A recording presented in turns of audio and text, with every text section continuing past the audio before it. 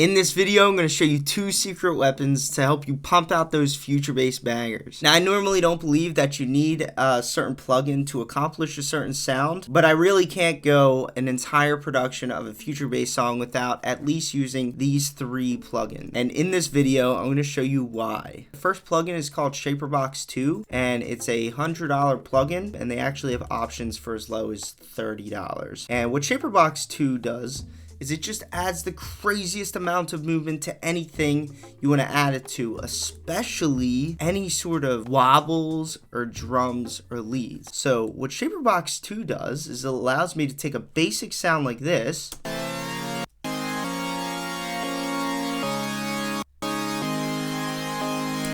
and with a click of a button we can turn on the craziness.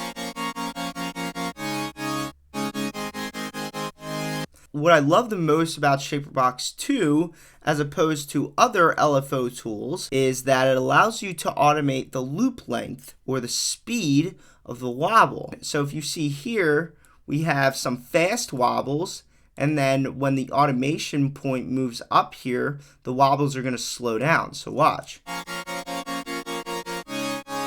Like that. Then I even slowed them down even more when we got over here, by just making the size of the loop change. So if you keep your eye right here on the loop length, watch this number change as the wobbles get slower. See, it goes from 1/8 to 2. And that's what I like about this. Other options don't allow you to automate the speed of the wobble, and that's really why I'm stuck on Shaperbox 2.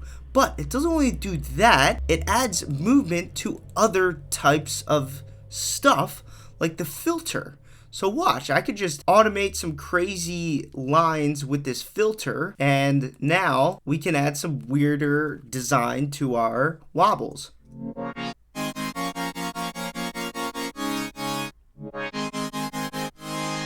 And then one more thing, we can also do the pan. So we can add crazy movement to wherever we want in terms of the left and the right ear. So I want you to pay attention to the beginning of this loop. So when the playhead's in the beginning here, and then when the playhead passes the number 3, the wobbles are going to bounce from ear to ear.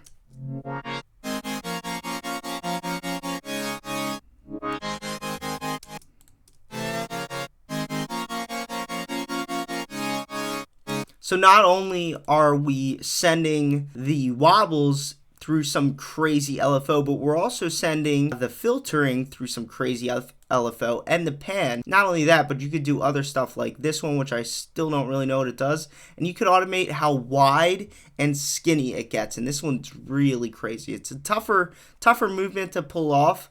But for the volume filtering and panning movement, I'm stuck on it. The next plugin on this list is called Fab Filter Saturn, and other options are Soundtoys Decapitator and Soundtoys Radiator. So what Saturn does is it makes sounds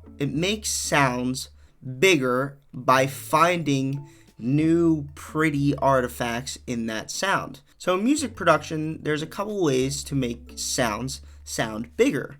One way is to increase the gain of the sound into some type of ceiling or threshold, and that'll just make it very big and fat. And then the other way is to add harmonics to a sound, which is kind of like taking a basic sound and finding new artifacts in that sound that make it sound a little bit better. And what I like about saturation plugins is that it finds different colors in sounds based on different presets you pick. And this is very common with saturation plugins. So if I take a basic sub bass like this, because these plugins are really good on sub bass, I'm going to take a normal 808 bass line, aka something we would totally use in a normal future bass song.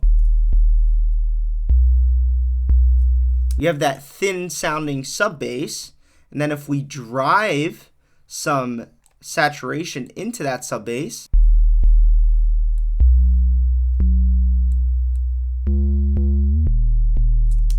we get that really deep tone in that sub bass.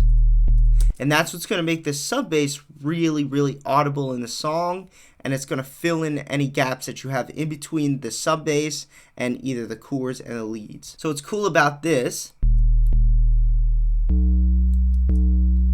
is we could change the color of that deep sound.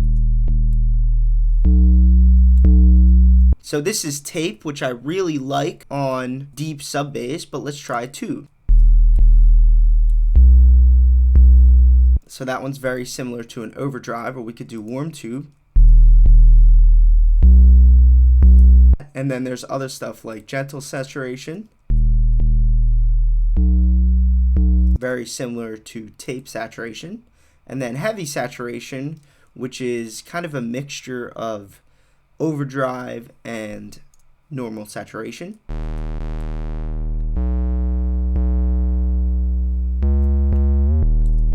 Either way, all of these different algorithms will add some sauce to your bass and just make it big and super fun to listen to. So that's what I got for you guys today. If you would like to learn more about sound design, mixing, mastering, and song arrangement, come join me in my EDM bootcamp. I left a link for you at the top of the description below, and I'll see you in the next video.